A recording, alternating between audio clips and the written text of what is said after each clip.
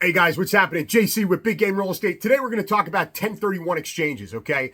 This is a great tool that's used to get into larger properties to make a lot more money when you are selling. So what is a 1031 and what does it do? So a 1031 is a 1031 tax-deferred exchange. That means when you're selling a property, you can, instead of paying your taxes, you can defer your taxes into the purchase of a new building. Why would you want to do that? Well, let's think about it. Remember, when you sell a property for profit, you're being taxed twice, not once. You're being taxed on your capital gains and you're being taxed on your income. So the profit is also income. So you're getting taxed twice. So most of you guys are going to be close to 50% taxes when it's all said and done on that property. All right. A 1031 allows you to take that money and instead of paying it to Uncle Sam, put it into a like-kind property. All right.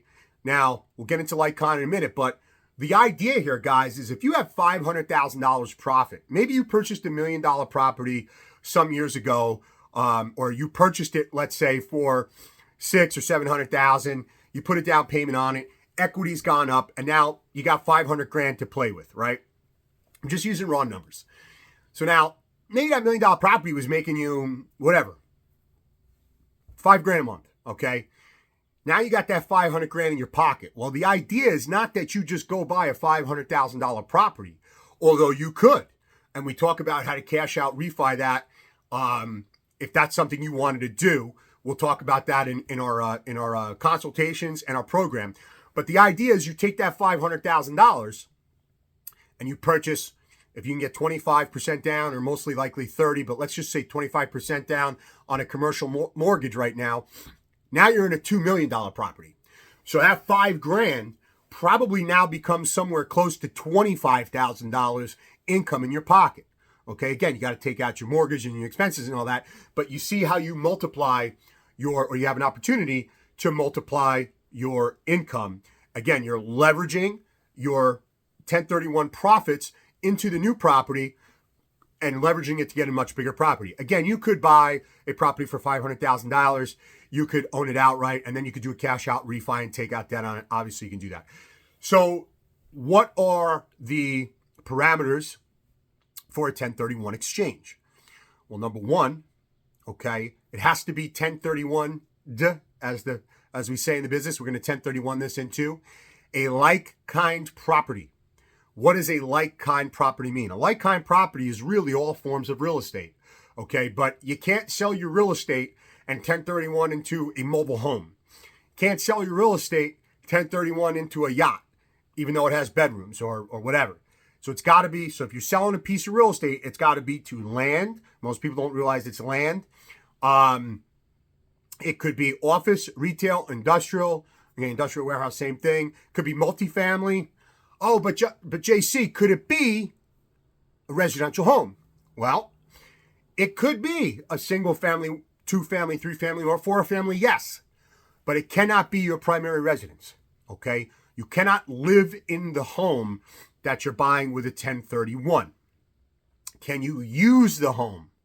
Yes, you can use the home, but there are a set number of days that you are permitted to use the home per month before they will consider it a primary residence. So you have to stay below that number. So for example, you could buy a condo, you could buy a single family home, and you could rent it out.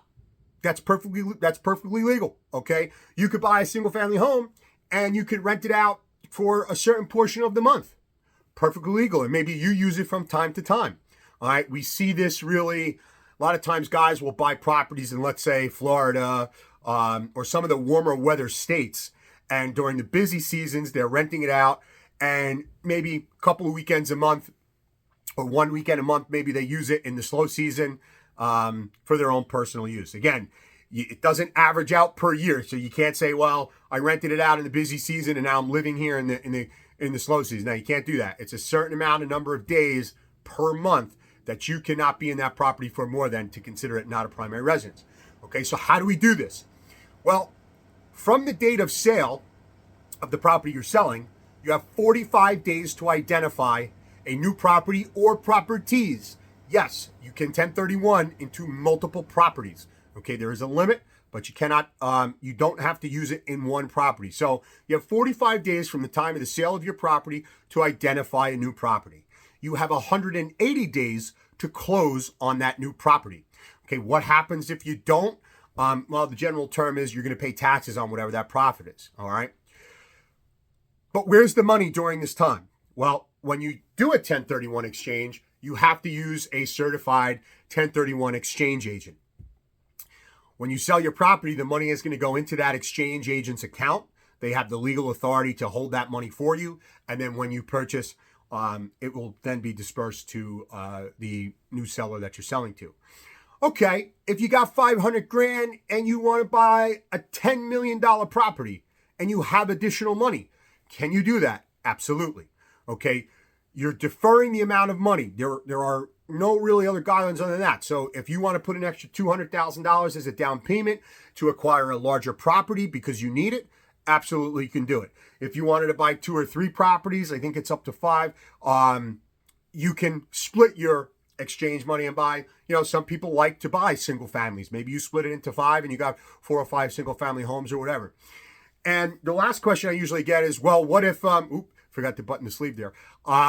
What if I don't use all of my money? So let's say you have that $500,000 and you're only able to use $482,000 of it. What happens to the other $18,000? The other $18,000 will be taxed, okay? So what happens when you want to sell the property that you 1031'd into, right? You're a young guy, you're in your mid-20s and you're able to 1031. What happens when you're in your 30s and 40s or whatever and you still own the property, you want to 1031 out of it? It's very simple. You will then have to pay the taxes, or if you have the equity, you can defer again. So you can continue to defer your taxes, okay? And you see how this works, guys.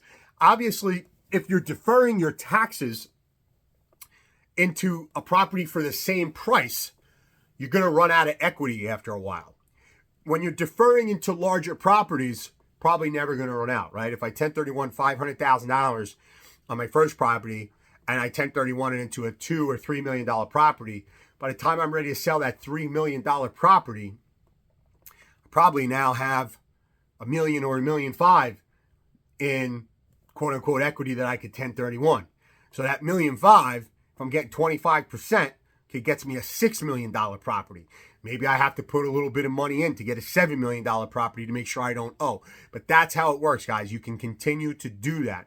And obviously, once you pass it down, there are different rules, or pass it along. If you have a family member, there are different rules that apply, but we're not going to talk about that today. All right, guys, that is a 1031 exchange. It's a great tool to avoid paying tax, defer paying taxes, okay, and get into a much larger piece of real estate, okay? Obviously, the housing market, we don't do residential here, but we talk about it. And the housing market saw a substantial increase in equity, right? Prices are crazy. Inventory's low. So if you had, let's say, a 2-family investment property and maybe you made $200,000-$300,000, okay, you could potentially 1031 that money if you had 300 into at least a $900 to $1.2 million property. Okay, so that 2-family that was probably just covering the mortgage or making you a couple of $100 a month, now maybe making you $5,000 a month. Okay, all right, guys. So again, it's a great tool. There's a few more ins and outs, but we're only doing a short video today. Cheers, guys. Go get that property. See you soon.